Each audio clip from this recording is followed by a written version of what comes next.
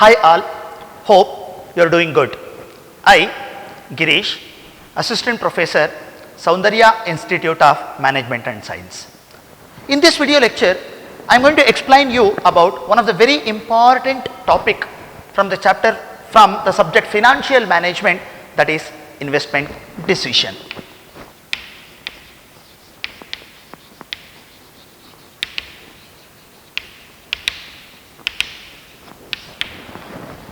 See, when it comes to decision making, company should be in the position to take an appropriate decisions at right time to be successful or to sustain their company in future.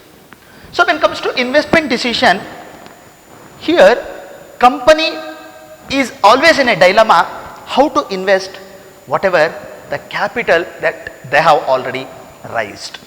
So that is what we call capital budgeting.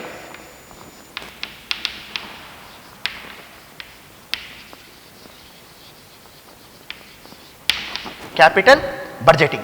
See, we know what is capital. Most of the time, the capital structure of the company consists of shareholders fund, outsiders fund and current liabilities. Shareholders fund means equity share capital, preference share capital, reserves and surplus. Outsiders fund means long term loans, short term loans through debentures, through banks or from any other form.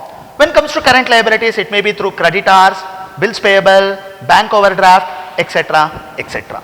So this composition of capital, whatever that we raised, the company should take an appropriate decision how to spend this capital, because the assets are equally important for any business organization. How the company is going to spend their money on assets, a decision on that is called capital budgeting. So when it comes to capital budgeting, company may follow four different techniques. Four different techniques when it comes to decision making. The first one is payback period technique. Second one, ARR, that is accounting rate of return technique. Third one, NPV, that is net present value technique, and a fourth one, IRR, internal rate of return technique. So in this particular class, let us see how the PBP works when it comes to the decision making with a small problem. So first I will write down the problem on the board. Sunrise Limited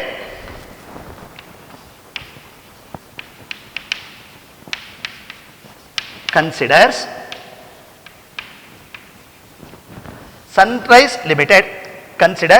the purchase of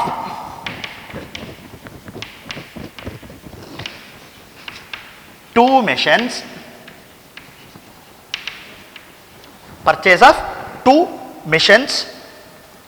as the basis for selection.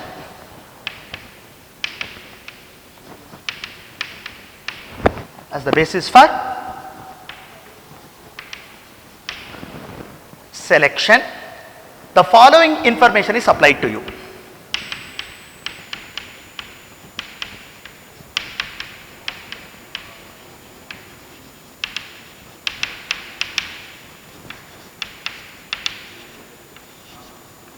The following information is supplied to you. So here particulars: mission X, mission Y. So when it comes to original investment,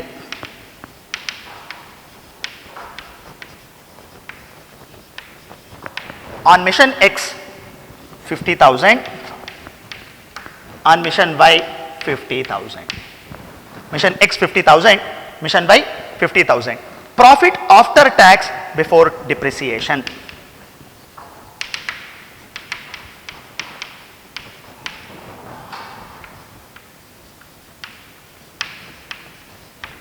Profit after tax before depreciation for 1, 2, 3, 4 and 5. For 5 years, that is 10,000, 15,000, 20,000, 25,000 and 30,000. When it comes to mission Y, 20,000 in the first year, and for the rest of the years it is 10,000 each.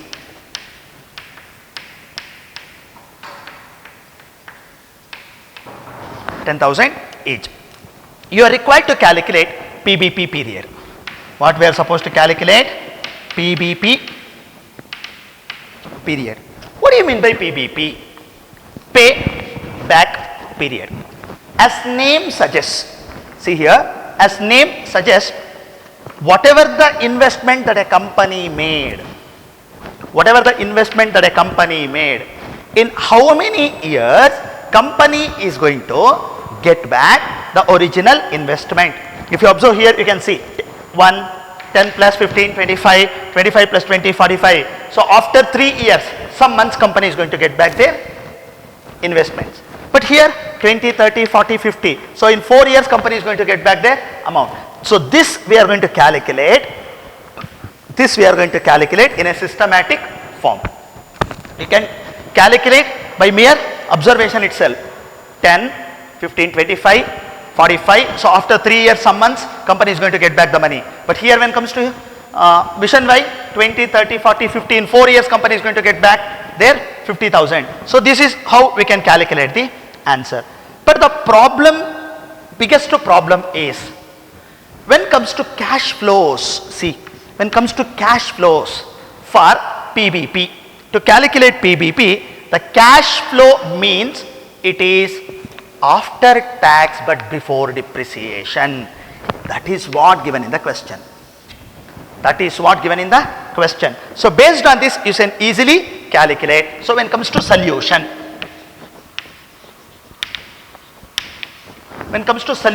part, so let us go for first mission X.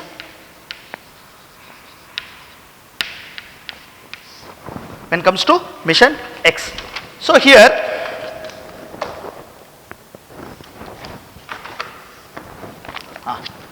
see here,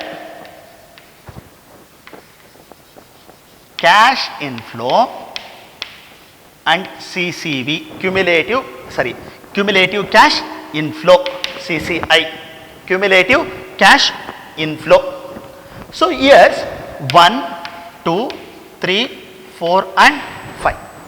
1, 2, 3, 4 and 5. When it comes to cash inflow, see, cash inflow 10,000, as I explained earlier, cash inflow required to calculate PBP is profit after tax before depreciation. That is what given in the question. So 10,000, 15,000, 20,000, 30,000 and 25,000 and 30,000.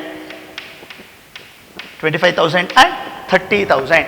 When it comes to cumulative cash flow, see, first year it is 10,000. Cumulative means first year plus second year. 10 plus 15, 25,000. 25,000. When it comes to third year, 25 plus the profit of third year. So 45,000. 45 plus 25, 70,000. 70 plus 30, 1 lakh. This is called cumulative cash inflow. Cumulative cash flows. Cumulative cash inflows. CCIF you can write, or you can write CCI. See, first year 10,000. Second year, first year profit plus second year profit. That is 25,000. Then CCI of second year plus third year profit is equal to CCI of third year. CCI of third year plus fourth year profit is equal to CCIF of fourth year. So this is how we are going to calculate. Now payback period. PBP is equal to initial investment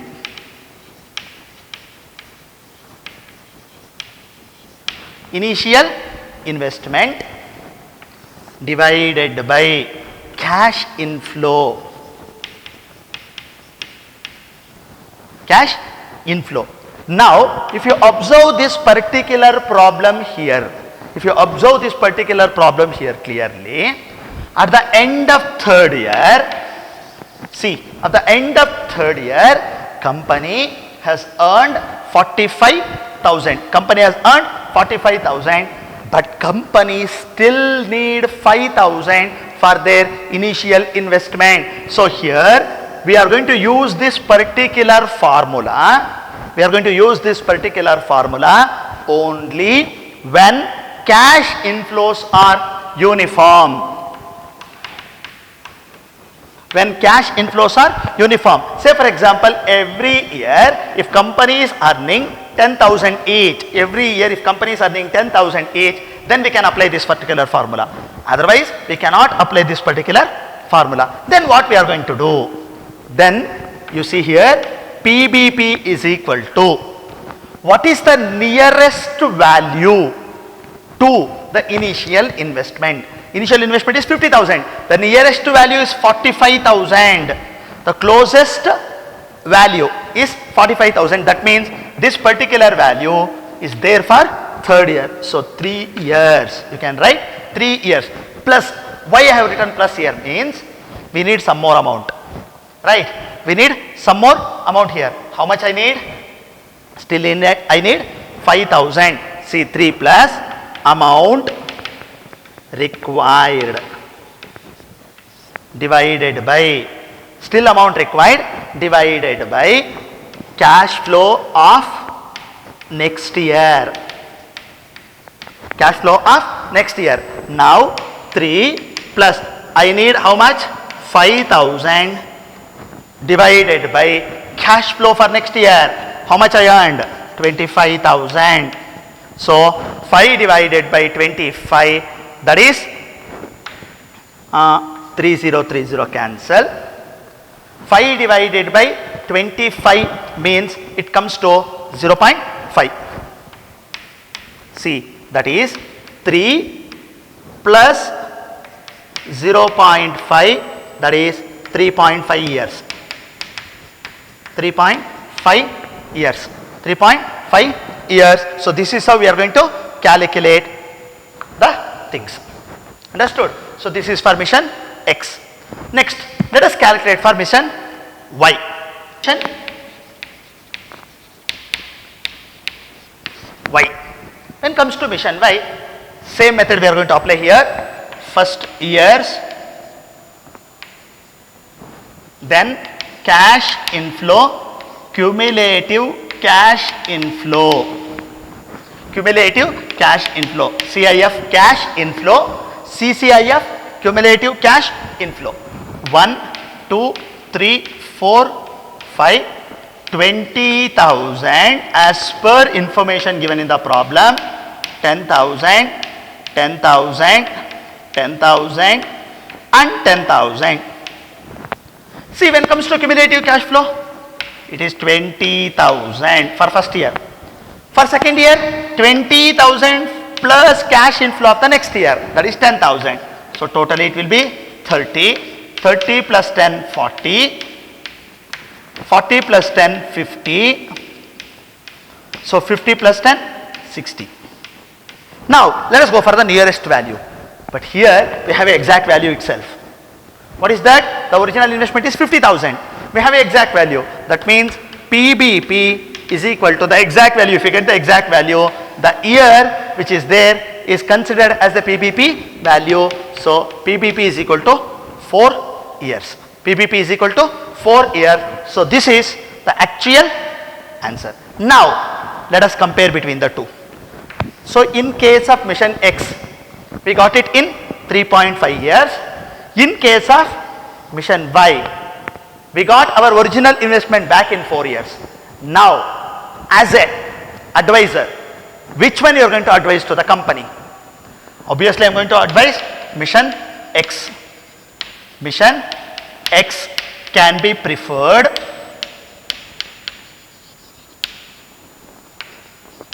based on PBP, hence PBP of mission X is lesser than that of mission Y. Very simple. Why I prefer this X? Simple. Even if I am an investor, I want to my investment, return of my investment back sooner. Here the earlier period is always better. Here mission X has PBP of 3.5 years and mission Y 4 years, so that mission X is preferable here. Okay, so this is the answer for this particular question. So hope you understood everything, and thank you.